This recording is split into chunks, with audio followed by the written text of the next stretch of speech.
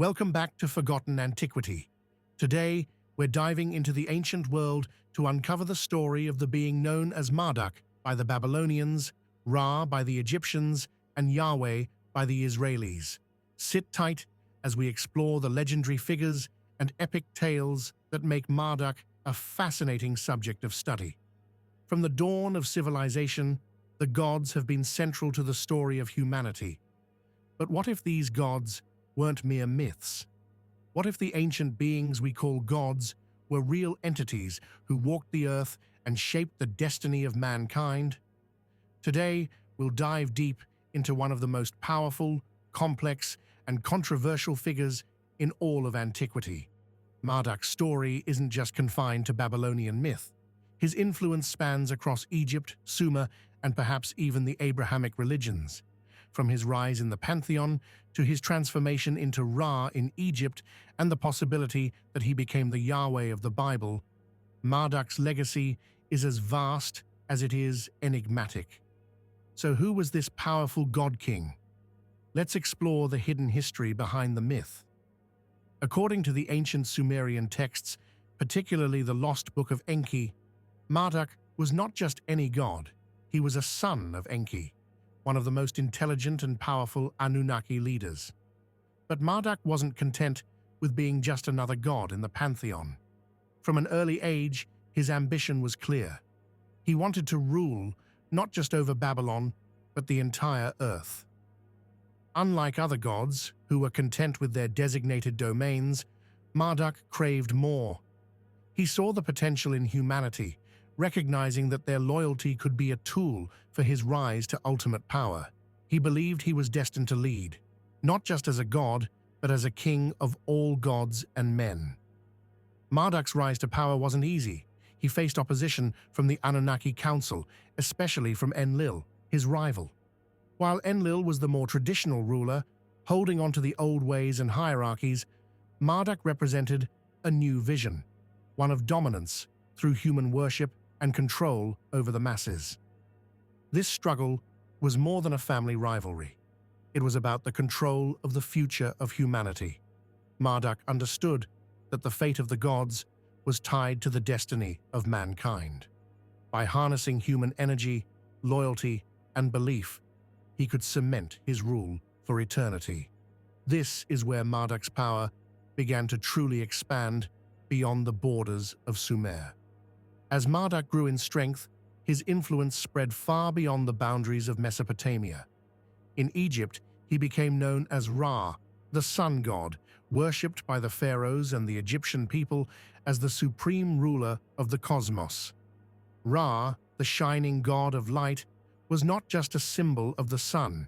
He represented the unrelenting, eternal power of the divine, much like Marduk in Babylon. This wasn't just a coincidence, it was Marduk himself, reshaping his identity to fit the beliefs of the Egyptians, solidifying his dominance in yet another region of the ancient world. Under the name of Ra, Marduk ruled Egypt as the divine kingmaker, aligning himself with the most powerful human rulers, ensuring his legacy would remain intertwined with the rule of pharaohs for generations. But Marduk's story doesn't stop there. In the ancient world, gods often took on different forms, different names, and different roles. So here's a question that's been asked by scholars, historians, and truth-seekers alike. Could Marduk have eventually become the god worshipped by the Hebrews as Yahweh? Some believe that after his reign in Egypt, Marduk's influence spread even further, morphing into new religious and cultural systems. Could the vengeful, all-powerful God of the Old Testament, the one who demands loyalty, control, and complete devotion, be a continuation of Marduk's quest for dominance? Just as Marduk reshaped himself into Ra, could he have also taken on the role of Yahweh, the one true God of the Israelites?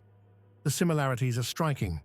Both are gods of power, both command unwavering loyalty, and both have a vested interest in the fate of humanity.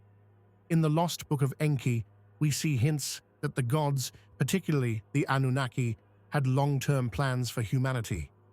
Marduk wasn't just concerned with control, He wanted to shape the very fabric of civilization itself. From the structures of kingship to the creation of law and order, Marduk's influence can be seen in nearly every aspect of human culture. His ambition was clear. Marduk didn't want to just be a god, he wanted to be the god, the central force that would guide the fate of Earth and its people. And it's this ambition that links Marduk to Yahweh in the minds of some researchers. The ancient texts show us that these deities, often thought to be separate, may have been one and the same, simply evolving with the cultures and times they influenced.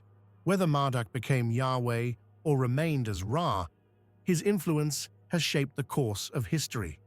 Could the god who rose from the heart of Sumer still be influencing the world today, hidden in plain sight? Could Marduk, Ra, or Yahweh be different masks worn by the same being? Only time and deeper exploration into our ancient past will reveal the full truth. Marduk, Ra, Yahweh, these names echo across time, influencing cultures, religions, and even the structure of modern society. His story is more than just myth. It's a testament to the ancient forces that shape the world as we know it. Could this ancient god-king still be pulling the strings today? Let us know your thoughts in the comments below. And if you want to explore more about Marduk, the Anunnaki, and the hidden truths of our ancient past, hit that subscribe button and join us on this journey. Thanks for watching, and remember, history is far more mysterious than we've been taught.